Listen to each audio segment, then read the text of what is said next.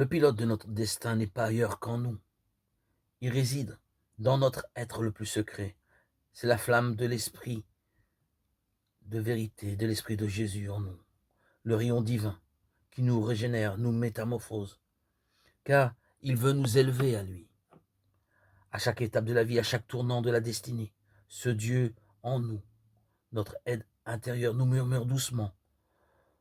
Tu dois porter tes pas, mais rarement tes sens font silence. Rarement tu prêtes l'oreille à la voix intérieure. Rarement ta volonté obéit au vouloir de ta profondeur. Trop souvent, il te faut d'abord la souffrance pour t'éveiller et te conduire. Combien de fois tu t'es mis en route et combien de fois es-tu tombé avant de pouvoir poursuivre ta marche?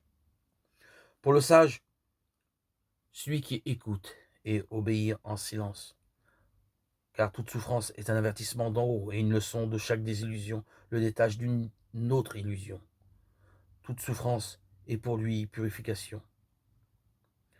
Même si cette souffrance nous incline au mal et à la haine, elle ne favorise pas moins notre maturation.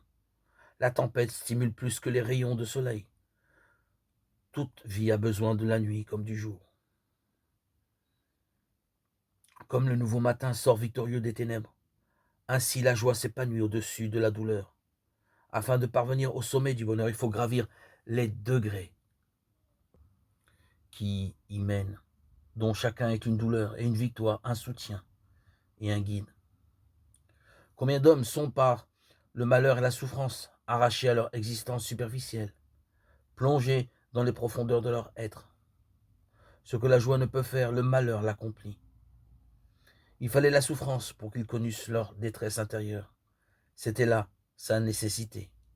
Mais plus fort que la souffrance, c'est le pouvoir de l'esprit de flamme, l'esprit de Dieu, qui est notre aide intérieure. Pour cet esprit de Dieu qui est un nôtre, à ses yeux, toute souffrance est illusion et nos connaissances. Puissent nos yeux le voir pareillement. La douleur est éternelle, mais non la souffrance. Nous ne souffrons qu'aussi longtemps que nous jugeons mal notre souffrance.